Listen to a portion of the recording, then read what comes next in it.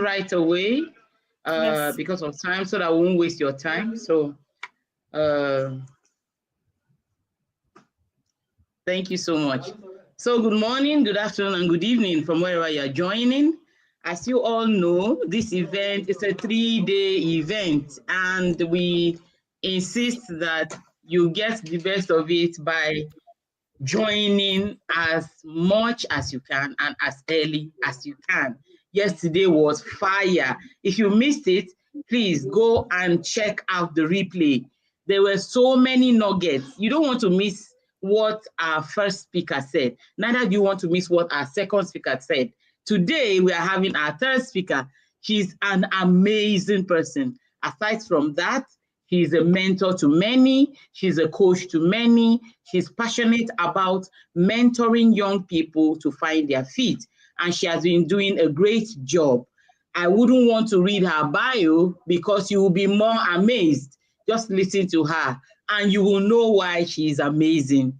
Join me as I welcome Dr. Amaka Ifeduba. The mic is yours.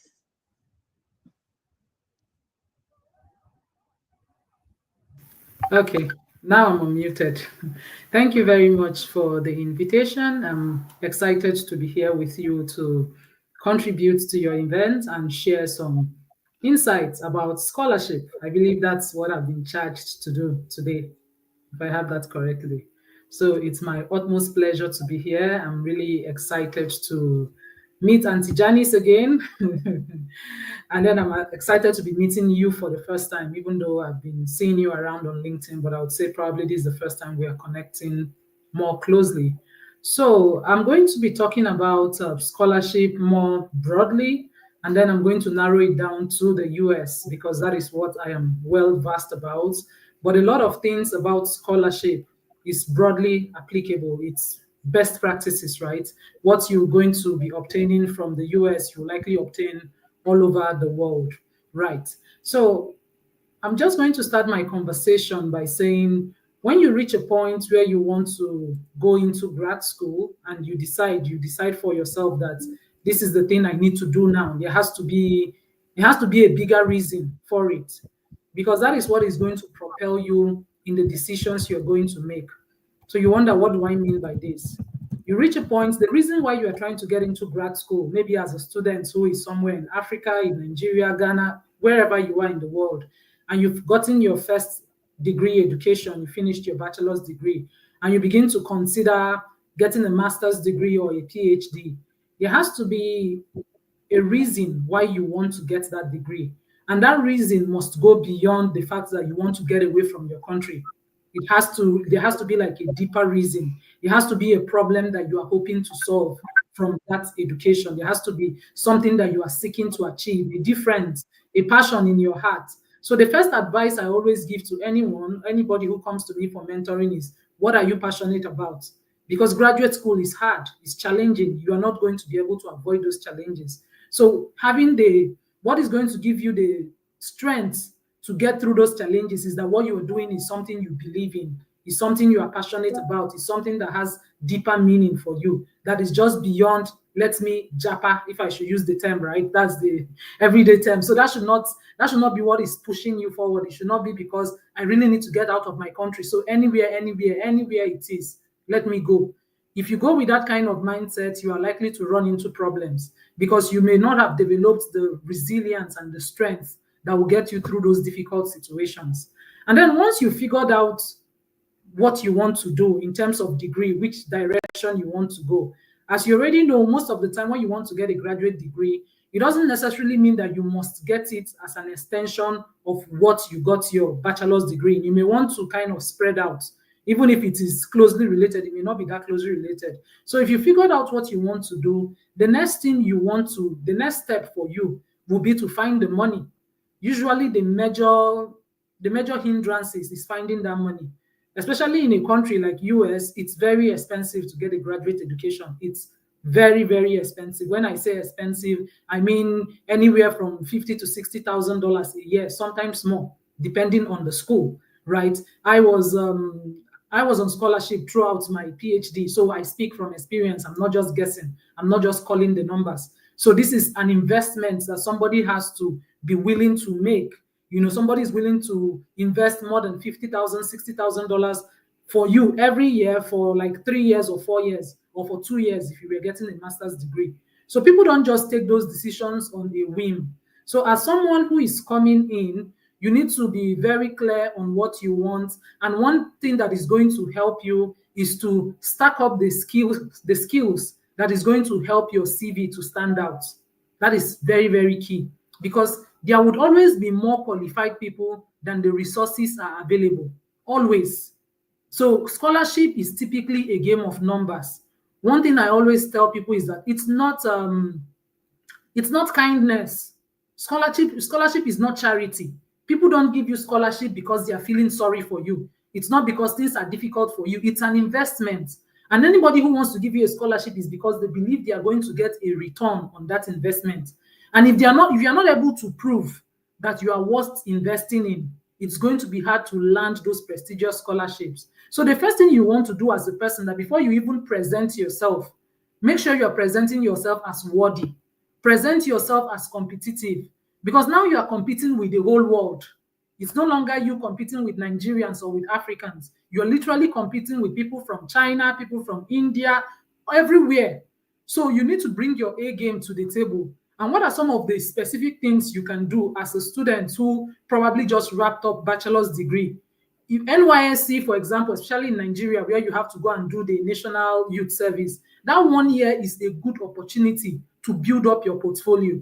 Become very intentional about building skill sets that will help you stand out. It's a crowded market. It's always going to be a crowded market. So you need to be intentional about stacking up skills that just becomes a differentiator. How do you become a differentiator? If I'm trying to select between two people, what will be the special thing you have in your own CV that could be a reason why somebody will choose you over somebody else? So you need to figure out what are some of the both technical skills and non-technical skills that you can add to your CV, and stacking up those skills for yourself. So skills that beyond knowing how to, say, do research and writing and all of those technical skills that goes into it, there are other soft skills like leadership, participation, community building, volunteering. These are things that, as someone who is seeking scholarship, you need to be intentional to do all of those things. Most of the time, people don't want to hear about volunteering, but it's very powerful. It's something that helps you to stand out. It's something that really, really helps you to stand out. And most times, volunteering becomes an opportunity to network. It becomes a very big opportunity to network. I always share with people that while I was in grad school, something that really helped me to build my network was that I just got an award to go to a private company, right? It wasn't just me, actually. It was like 32 of us, about 32 of us graduate students from all across the US and Canada. We were invited to go to one of the biggest crop agricultural companies here in the US. And we were just going to go and visit. And when we got there, we saw the leaders of the industry. I'm talking about top leaders. This is a global company. It's not even just here in the US. They were just coming to talk with us. They came and they would share their stories with us, and they were just encouraging us. We were just grad school students, right? But in that moment, what I was thinking in my mind is, how do I immortalize this moment? How do I make use of this opportunity so that meeting these people would not just become fleeting? It won't just be that I met them and then, because these are, I'm talking about people at the level that had, one of the people that came to speak to us had 8,000 people answering to him. That's the kind of people I'm talking about. 8,000 people answering to him with a budget of $250 billion in a year.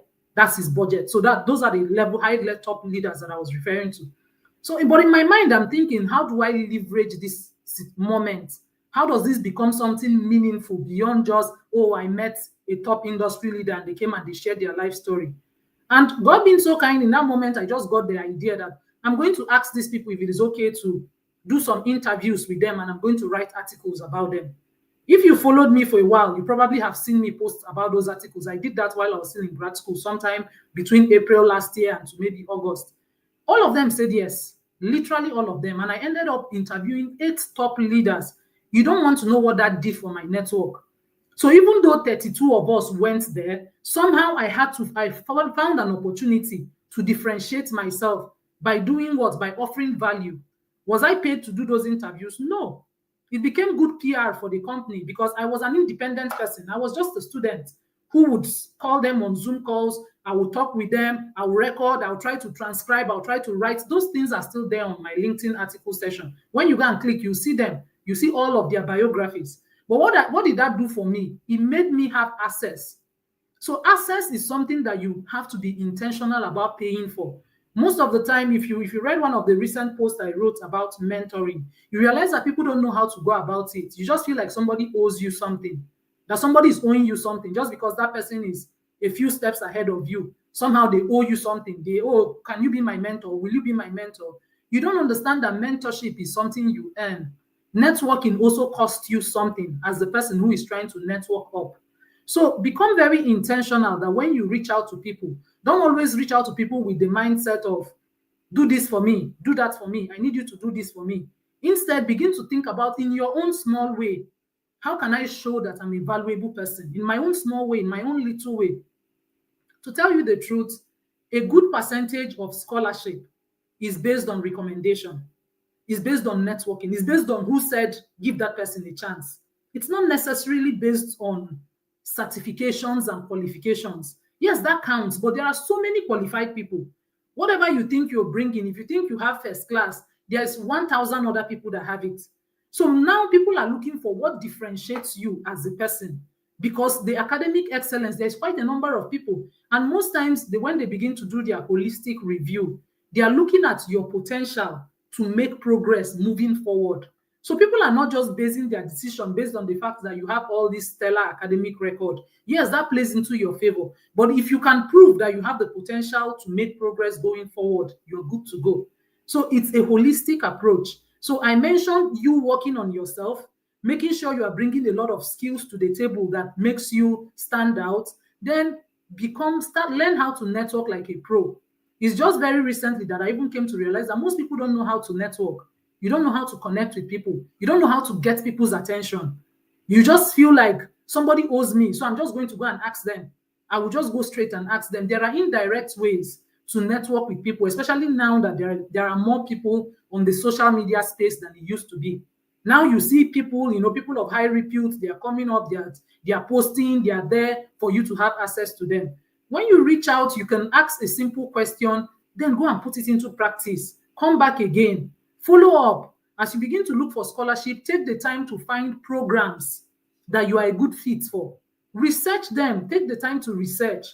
It's a pity what they say that when you want to hide something from a black man, put it in writing. It's really true. Most of the time, some people would rather die than read anything for themselves. Like people would rather, people don't want to read anything. But most of the information you need is available in black and white if you're just willing to go the extra mile to find those information for yourself. Now I'll talk about the US again. Most schools, if not all the schools, they are well cataloged online. So all the information you need about faculty, their emails, their program, the research they do in their program, their previous research papers, all of them are there. Like it's literally point and click. It's not, you don't need to pay to get those information. It's only maybe in some places in Nigeria, they don't know how to keep database. So finding somebody's email or finding somebody's phone number is like looking for, but here in the US, all those information are public. It's public information. Literally click Texas A&M University, for example, that's my university. Click a particular department. It will show you the pictures of the faculty. You will see the pictures. You will see their email. You will see their work. All those informations are there. But you just have to be willing to look for them. Just very recently, a lot of students have been reaching out to me to tell me that, oh, they've received rejection letters. And then I'll ask them, what strategies did you use to apply? And they will tell you that, oh, I just went into the school portal and I applied. I'm like, that's not strategy. You've not done anything for yourself. That's like playing lottery. You know the way you play, you go and play lottery tickets. The chances, how much chances you have of winning $1 million lottery is the same amount of chance you have in going about seeking admission and fully funded scholarship for graduate school when you just go into the admission portal and just submit your application without doing the background work. So why am I emphasizing this? Because that's like the main hurdle. That is what takes time. That is what takes effort. You need to take the time to get to know people so that by the time you reach out to them with a cold email, your email is not generic. You're not just sending an email that is so generic that they feel like you just copy and paste, but you are reaching out with information about them to show them that you've done your homework. Oh yeah, when I was reading this work that you did, this actually touched me. It connected to something I've learned. Do you think you have an opportunity for me? Now you have the person's attention. Now you have their attention because you have taken your time to learn a little bit about them. So you're not just coming to spread all those too many emails. Is it difficult? Of course it is. We are talking about a lot of money. So if it was easy, everybody will get it. So it's very important that when you begin to prepare for graduate school, you learn how to manage your time and know how to allocate your time to the things that move the needle forward for you. And building those networks, building those connections, even before you go and start clicking apply, it's going to cost you, it's going to save you a lot of rejections. Because some people, they may want you as a student, they will respond and they will tell you that, oh wow, your CV, everything looks good to me, but I don't have space at this moment. That's communication. They'll say, oh no, at this moment I don't have funding, but I'm expecting funding in the next 6 months. But I feel like you are a good fit for me. That is communication. That has helped you to know that if you go and spend your $80 or $100 applying at that time, it's just a waste of your money. Sometimes you may be willing to wait, to say, okay, I'll wait 6 months. While you are trying to look for other places, you already know that that one is on your radar, that you would come back again after that time. I've had one of my mentees that was how he ended up getting his admission. When he connected with the professor said, wow, very good profile. Your CV, I like what I'm seeing, but I'm expecting a grant. I don't have the grant already, but I'm expecting that this grant is going to come in the next 6 to 7 months. Keep in touch with me. I told him that's a very important one. Make sure you don't forget. Let's keep working on other people. And then after like 5 months or 6 months, I said, remember, okay, write back again. And he wrote again. He remembered. He's like, oh, yes. And truly, the grant just came. You can go ahead and apply. And he applied. He waited for a while, but his application was now targeted. It was no longer just shooting arrows into the forest and hope that it's going to kill a big lion for you. It's no longer that. Now you are doing a targeted application. The person is expecting your application. You've done your homework. So this is really a big part that students, I just come to realize that so many people are not even aware of it. They just go and they apply, and they get rejection, right? Then once you're building that network even before, and that is why starting early matters a whole lot.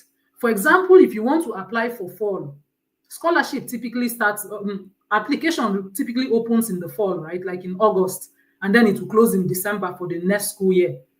Now is the right time to start preparing.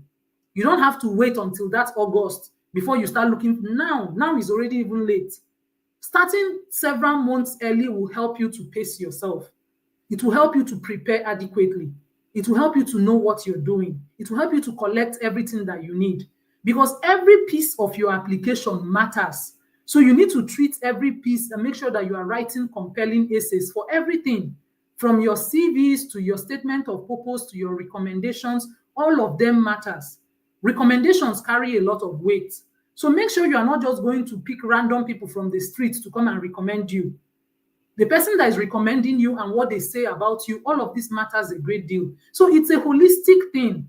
And I guess the final thing I'm going to use to wrap up, I'm looking at the time, it's 12:18 now. The final thing I'm going to use to wrap up is to tell students that you need a mentor. That is something that you should become very intentional. Like, what is going to take you to invest in a grad school mentor, somebody that truly understands the process, is going to cost you much less in terms of how much you will spend in applications that will get rejected because you don't know what you're doing, because you are just guessing. You're applying to 10 schools, you're applying to 100 schools. You do need a mentor. With the right mentor, one thing I always tell people, I only apply to one school, one program, one time. Only. And the only reason I was able to do that is because I had somebody that was guiding me. I did not just depend on myself. I did not say, oh, I have a first-class degree. Let me just, I will figure it out by myself. No, but I had somebody that took me by the hand and took me step by step through the process and said, take the time and research. Don't jump and submit your application. Take the time and connect with these people, meet with these people, talk with them, find the right advisor. And the moment I did, and the advisor said, okay, we concluded on the money, I got the scholarship I needed, go ahead and apply. Less than 1 month, I was admitted. So one time I saved myself that stress and that energy of just throwing applications around. Getting a scholarship is difficult, but it's easy when you know what you're doing. It's something that you can navigate. It's just like learning anything in life. It's like learning how to drive a car. It's like learning how to fly a plane. It's not impossible when you know what you're doing. If you have somebody that is telling you step by step, okay, this is how this document should read, this is the tone of this document, this is what you need to correct, this is what you need to add, having that person to tell you the truth is going to shorten the curve for you. It's going to shorten it. It's going to really, really, really shorten the curve for you. It will make your life much easier when you are not just floundering, when you are really doing things that are targeted. So I hope that these points that I've shared, I'm just going to recap them as bullet points, just so that people can refresh their mind on some of the things I've shared with you. I said the first one is you need to have a compelling reason why you want to go to grad school. What is your why? Why do you want to go? And that reason must go beyond wanting to japa from your country. The reason why you go to grad school have to have a deeper meaning. The second one, learn how to network like a pro. Network with the professors, network with students in their lab. So network both up and across. Learn how to build networks so that people will get to know you even before you begin to turn in those applications. Very important. The third thing I mentioned, I said it's very important, as much as possible, build up your own qualifications. Make sure you are bringing something valuable to the table. Scholarship would always be a game of numbers. Always, always, always be a game of numbers. There would always be more qualified people than the resources are available. So it's actually an investment in you. It's not charity. So always make sure that at every given time, you are standing out and you are worth investing in. The final thing I said, find a mentor for yourself who has gone through the process. Find someone who understands the process, someone who has gone through it, who can take you by the hand and help you. Someone who will answer your questions, someone who will review your essays, someone who will tell you that, yes, this is the right time to submit, or this is the right time to hold on. All of those things is really going to help you not to just keep applying and then keep getting rejections. I believe that if you take some of these few points that I've shared with you and you put it into practice, that you're definitely going to see a turnaround in your application. I really wish you the best. I'm rooting for all of you. Thank you again for inviting me here to share my bits. I'm excited to take a few questions with the time I have left, and then I'll turn it back to you. Thank you. Awesome. Thank you so much. Thank you so much. You just made me realize that scholarship is not entering one chance. One chance is going to the roadside and then entering any vehicle because you feel that it's cheap and you have money in your pocket, but because you don't want to spend it. And then sometimes you may truly not have money, but it does not mean that you should not prepare. Preparation is very important. When you are intentional about preparing, you position yourself to succeed. But when you enter one chance, there will be hiccups along the way. So Dr. Ifeduba has said it, stand on the shoulder of a mentor.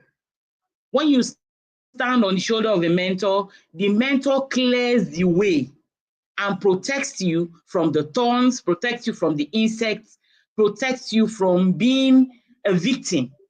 Some people will say, the mentorship is too expensive, I cannot pay. There's no problem. Leave the mentorship. By the time you rigmarole around the bush for a very long time, mosquito bites, scars and all that, you will still turn around and come back to that mentorship. But may your case not be like that. So thank you so much, Amaka. I don't know if Abbas has any question, and whoever is on the call, if you have any question, kindly type in the chat box. It's very important. It is important because we have to know if what Dr. Ifeduba has said resonates with you and you have learned. If you do not ask questions, we assume that you understand. And it will not be our fault or Dr. Ifeduba's fault when you begin to stutter along the way. We don't wish that you stutter, but take the right steps. Thank you so much. Are there any questions? Abbas, are you seeing any questions in the chat.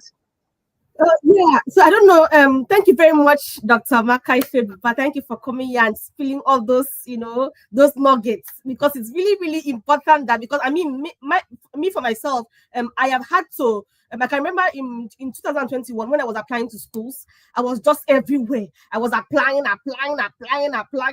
So but once you have a structured program to follow, it helps you channel your energy into one place so that you can harness and utilize your energy to get what you want, But as time went on, I was able to master the secret to possessing scholarships and even admissions. And at a point, I got so much, I got a lot of scholarships that I even had to decline some. So, but that's story for another day. So we have some questions here.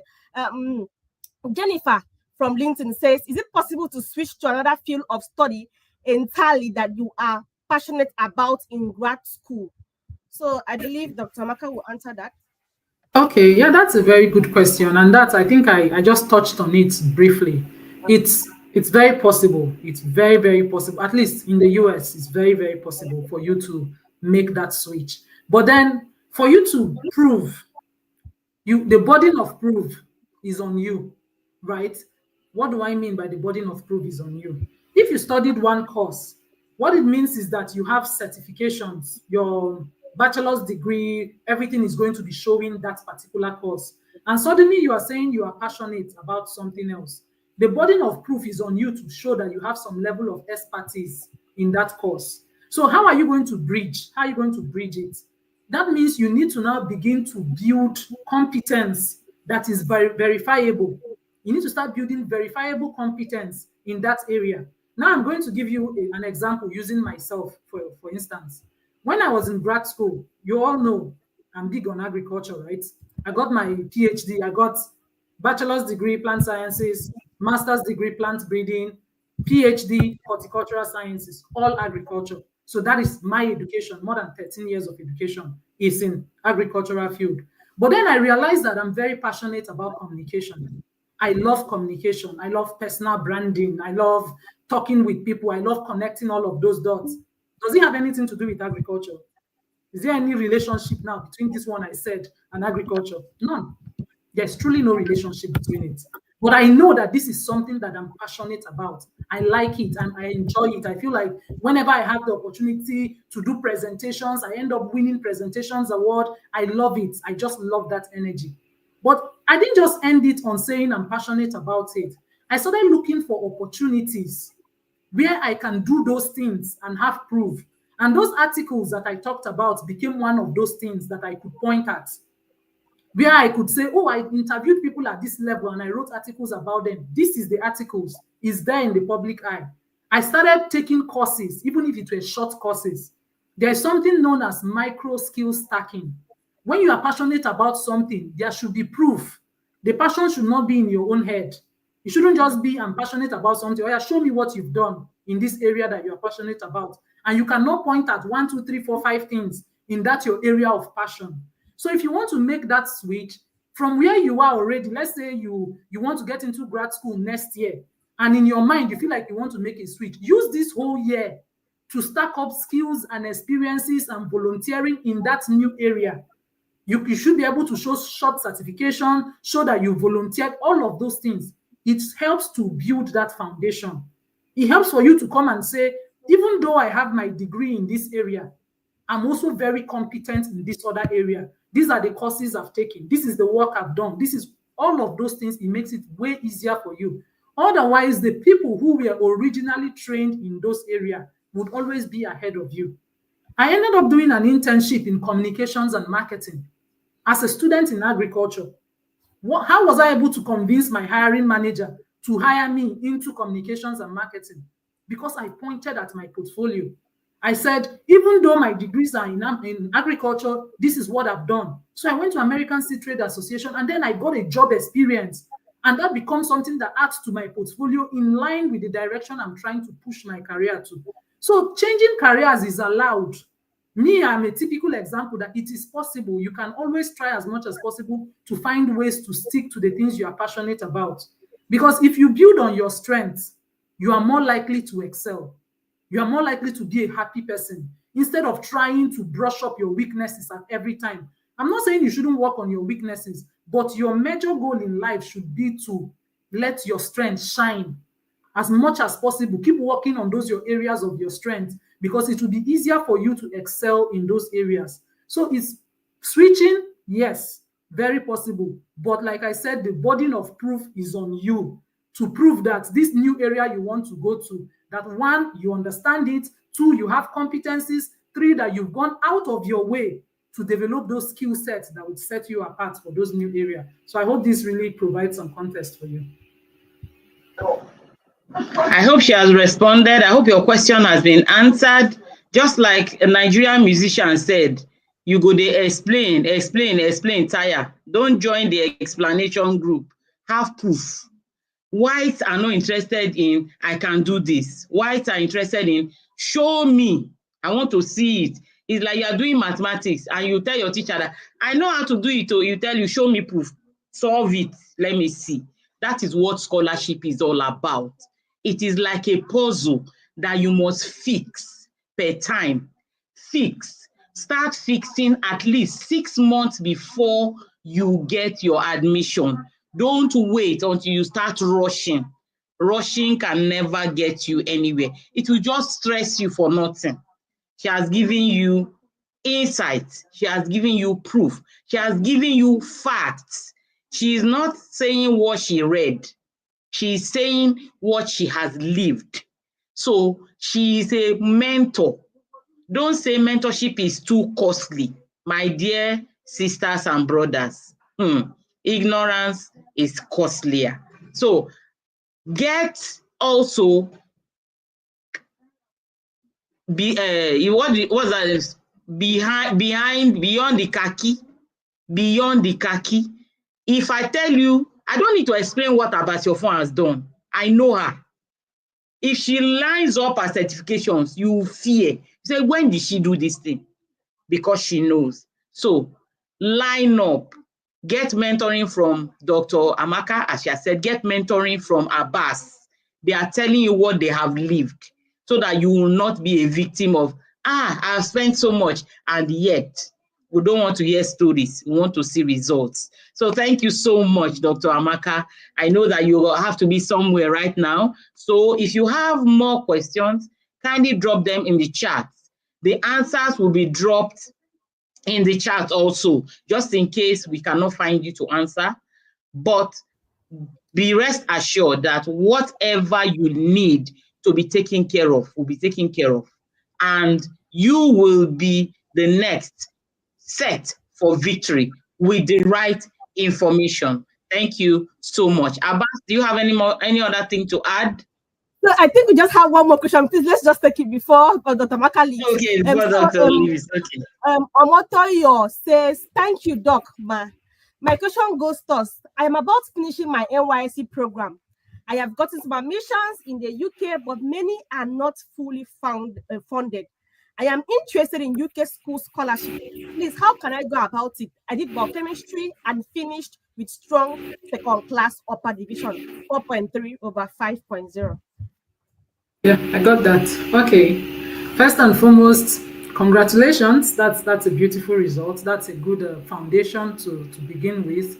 And then now that you are wrapping up NYSC, it's a great time to start the process. So it's good to kind of start ahead of time. The thing with non-fully funded scholarships, it can be somehow. The truth is that as international students, when you step into countries like the UK or US, you have a lot of restrictions. You are considered an alien. That's the term. That's actually the term they use for us. Like you are an alien in the country. So there is a lot of things that you cannot do in terms of work. For example, in the US, you cannot work for more than 20 hours a week as an international student. And that 20 hours of a week work is just very small amount of money that is going to give to you compared to the thousands of dollars that is needed for your school fees. So I'm always very careful in advising people to go for scholarships that are not fully funded, because I have seen firsthand people that fell on the road because the burden became too much. To be very honest with you, sometimes it becomes so burdensome, because if you are not able to get loans Sometimes you don't even have enough proof to show in order to get loans as it is for people who are citizens of that country. Americans typically take loans to go to school. It's very easy. They will get the loan and they will use their whole life to pay back. They can use 30 years to be paying the loan. They can use 25 years to be paying the loan. But you, as an international person coming into those countries, you may not have those opportunities. So I'm always very careful when people talk about scholarship not fully funded. I want to hear what is the percentage. If it is 50-50, for example, that is too much. That burden is so much. It's going to be so great on you as a student that all the time that you would spend working, trying to pay those money, trying to make up, now you will not be able to make progress in your education. Mind you, your expectation is to maintain a CGPA of 3/4. It's over 4 in the US, right? So you are expected to be at least 3/4. That's a B. And a B is 80. B is 80/100. A is 90/100. So we're not talking about Nigeria where it's 70/100 for an A. An A is 90/100. A B is 80/100. So you cannot go beyond an average of a B for all your courses for you to be in status. So when students get pressured, I had a friend who was in 300 in his third year of PhD. Third year to finish the next year, he lost his funding. Why did he lose his funding? His CGPA fell below 3. And then he was even a family man. He had brought his wife, brought his 2 children. He started going through helter-skelter. He was losing status. So these things happen. What I'm sharing with you, like Auntie Jani said, is not white good stories. It's not stories that I read somewhere. It is things that I have seen happening. There are so many non-glamorous things that international students deal with that you hardly see make it to main media, except somebody who just opens up and tells you, to tell you that it's not as easy as people forget that you see us who snap in beautiful backgrounds and we post pictures. There are so many other details that goes into it. That is why I would like to use this opportunity to encourage you, buy Abbas's book. Make sure you get those books and hear stories. You know, sometimes when somebody tells you things from lived experience, it's a different thing so that you can kind of have deeper understanding. When you want to make a decision, you can make an informed decision. You don't just rush to say yes because they've said, I'm giving you 50% scholarship. That other 50% may be 20,000 euros, 20,000 pounds, $20,000. Calculate it in Naira, do the math, and think about how many millions of Naira that is. And ask yourself if you have that money anywhere, because you're not going to find it in that country. It's going to be very hard for you to find it in that country as a student on your student visa. If you focus your attention on finding that money, you will not be able to make good progress in your education. So it's going to be like this for you. So just I will not give you a straight answer to your question because you've not told me the percentage of the scholarship. The answer I'm going to give you is that it's going to be better for you to find a fully funded scholarship. You still have enough time. There is no need for you to rush and go and entangle yourself in something that is going to end up becoming too burdensome, that burden now will not allow you to even enjoy being in school. You'll not be able to make progress in the school. So just take the time to educate yourself, inform yourself, learn, buy books, read books, get a mentor, do the things you need to do, and see all the options that are available to you. So consider all the options that are available to you and don't just rush to make a decision. I hope this just it gives you some insight on how you go about navigating some of those decisions concerning scholarships that are not funded. Thank you so much. Thank you. Thank you. For those of you who still have questions, Dr. Amaka has to run. She has to run. So I don't know if Abbas has any other thing to add to what Doctor has said as we round off. We have taken a few more minutes extra, but we can still do some more, 2 more minutes. Okay. Thank you very much. So right now I want to especially thank Dr. Amaka. You know, it's one thing when somebody has passed through a particular phase, and it's another thing for the person to come and say, oh, I want to teach you, I want to mentor you. When people talk from a place of experience, it's different. You know, if you have listened to Dr. Amaka's talk from the beginning to now, you can tell that apart from the fact that she has this experience, she's also willing. You know, she is, you know, she's passionate. She really wants to help people, you know, have scholarships and missions in the US. So if you are interested in US study routes, you can You can check Dr. Amaka out on LinkedIn. Just type Dr. Amaka. I think her name is actually showing here on this call, so you can just type it as you have seen, or you can reach out to me and I will share her contact with you. So thank you very much, Dr. Maka, for coming here and pouring onto us your wisdom. Even me that I'm here, I'm even though I've been through some experiences, I'm also learning, because there are some things that you're opening my eyes and I'm like, okay, wow, okay, I wasn't looking at it in that perspective. So thank you so much for coming on live here with us. Thank you for sharing with us your experiences. Thank you so much. We really appreciate it. And thank you so much, Ma'am Janice. I think that will be all from me. And you can take over from here. Thank you so much. Thank you so much, Amaka. And thank you everyone for joining.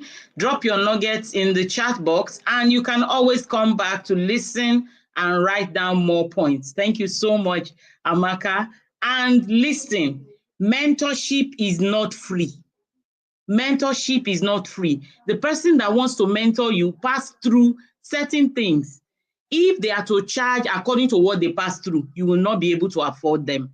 But they are willing to come down to your level so that you can gain and then fly. So before you come for mentorship, please prepare so that they can prepare you for the scholarship that you desire. And like I said, you don't want to be explaining anything. So thank you so much, everyone. Thank you, Amaka. Thank you, Abbas, for the opportunity to be part of this journey. I look forward to tomorrow's session. Tomorrow's session is 5 p.m., right? Tomorrow's session. Okay, tomorrow's session Yes, is 5 5 p.m. p.m. Yes, 5 p.m. Nigerian time. That is the real launch of the book. Get the book before it goes up. Get the book before the price changes. Like I said, we don't want to be explaining things. Get your copy, read, get your facts, and move into action. Thank you so much. Keep being amazing. See you guys again tomorrow at 5 p.m. My name is Janice Yochit Adedeji. I am a moderator, a public speaker, and a team facilitator. Thank you so much and have a restful evening. Bye. Bye, everyone. Thank you. It's been nice hanging out. Thank you And so much. Bye, everyone. Yes. Have a good evening. You too. Yeah.